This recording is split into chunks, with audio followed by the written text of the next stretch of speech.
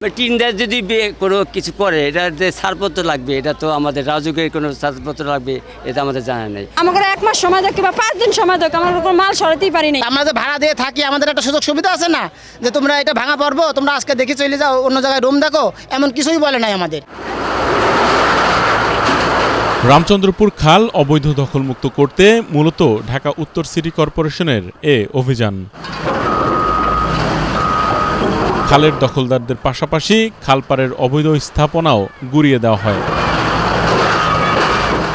এদিন অভিযান শুরু হওয়ার পর শেড থেকে দ্রুত গরু সরিয়ে নেয় সাদিক অ্যাগ্রো।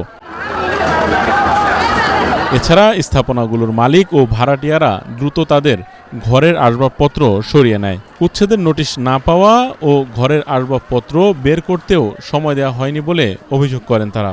টিন দেয় যদি কোনো কিছু করে এটা যে ছাড়পত্র লাগবে, এটা তো আমাদের রাজুকের কোনো ছাড়পত্র লাগবে, এটা আমাদের জানা নেই। বিল্ডিং করলে লাগে, কিন্তু আমি তো ওইভাবে তো আর করিনি। নিচতলাটা আমি একটা ভাড়া দিচ্ছি, উপরেতলা আমি নিজে থাকতাম, আর 5-6টা রুম আমি ভাড়া দিচ্ছি। আমাদের 1 মাস সময় দেয় কিংবা 5 দিন সময় দেয়, আমরা কোনো মাল সরাতেই পারি নাই। কিছু কিছু মাল নিয়ে যে রাস্তা নিয়ে রাখছি, আমাদের যদি সুযোগ দিত তাহলে আমরা কোনো সরানোর সুযোগটা আমরা পাইতাম, কিন্তু আমাদের সময় দিতেছে না। এটা একটা ষড়যন্ত্র করে আমাকে ওই মাল বাড়ি ছাড়া করতে আসছে, আমাকে রাস্তা পথে বেকারি করে দিচ্ছে। আমাকে আমরা যে ভাড়া দিয়ে থাকি, আমাদের একটা সুযোগ সুবিধা আছে না যে তোমরা এটা ভাঙা পড়বো, তোমরা আজকে দেখে চলে যাও, অন্য জায়গায় রুম দেখো, এমন কিছুই বলে নাই আমাদের। 100% কপার কন্ডেন্সারে তৈরি ভিশন ফ্রিজ, তাই গুণে মানে অটুট থাকে বছরের পর বছর। মাল সামানা এখনো আছে, এখনো পরবর্তীতে পুলিশে ঢুকতেই দেয় নাই, পরবর্তীতে পুলিশ ঢুকতে দেয় নাই, যে যার মতো যতটুক পারছে ততটুক নিয়ে আসছে, আরও আছে। সবাই ক্লিন করে তো জিনিসপত্র, মানে 2 ঘরের মালপত্র তো আসেই নাই। খাল উদ্ধারে জিরো টলারেন্স ঘোষণা করে ডিএনসিসির কর্মকর্তারা জানান, উচ্ছেদের মাধ্যমে খালে পানি প্রবাহ তৈরি করা হবে। খালের পাশে যে সকল ভবন অবৈধ স্থাপনা যে এবং নীতিমালা মহামান্য হাইকোর্টের যে নির্দেশনা, সেগুলি বাস্তবায়ন করতে আমরা এসেছি।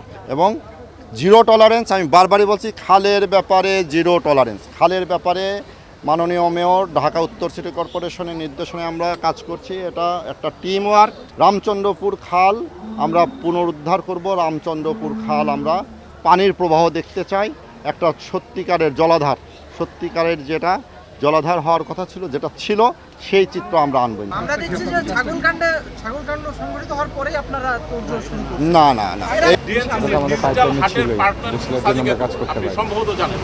ওই বিষয়টা যেটা ছিল, সাদেক অ্যাগ্রোর যে স্বত্বাধিকারী, উনি আসলে বাংলাদেশ ডেইরি ফার্মস অ্যাসোসিয়েশনের সভাপতি।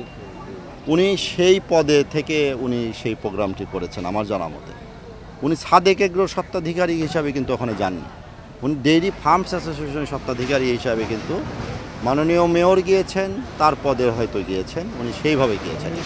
সাদেক অ্যাগ্রোর স্বত্বাধিকারীর কোনো প্রোগ্রামে কিন্তু সাদেক অ্যাগ্রোর কোনো প্রোগ্রামে ওইভাবে যাওয়া হয়নি। ডেইরি অ্যাসোসিয়েশন ফার্মসের আগে কেন করা হয়নি, বারবার সবাই এটা জানতে চাচ্ছে। ছাগলকাণ্ডের পরেই না, আমরা আগে আমি বলি, আমি এই ফার্মকে, আমি এখানে দায়িত্বে আসার পর থেকে এই ফার্ম সহ একাধিক গরুর খামারকে আমরা নোটিশ দিয়েছি। আপনারা দেখেছেন, আমি গত 6 মাস আগে পাশেই একটি dairy farm, Zaker dairy farm ভেঙে দেওয়া হয়েছে। এটাও 4তলা একটা ভবন অবৈধ খালের ভিতরেও ছিল, সেটা ভেঙে দেওয়া হয়েছে। এই ডেইরি ফার্মকে আমরা, জাকের ডেইরিকে কন্টিনিউ আমরা নোটিশ দিচ্ছিলাম, তারা যাচ্ছিল না। এক পর্যায়ে ভাঙতে, তারা নিজেরা ভাঙবে বলে চলে যাবে, কিন্তু যাচ্ছিল না। তারপরে সিটি কর্পোরেশন করছে। এই ডেইরি ফার্মকে আমরা একাধিক নোটিশ দিয়েছি, সেই নোটিশের কপি ওনাদের কাছেও আছে, আমাদের কাছেও আছে, চাইলে আমরা সেটা দিতে পারবো।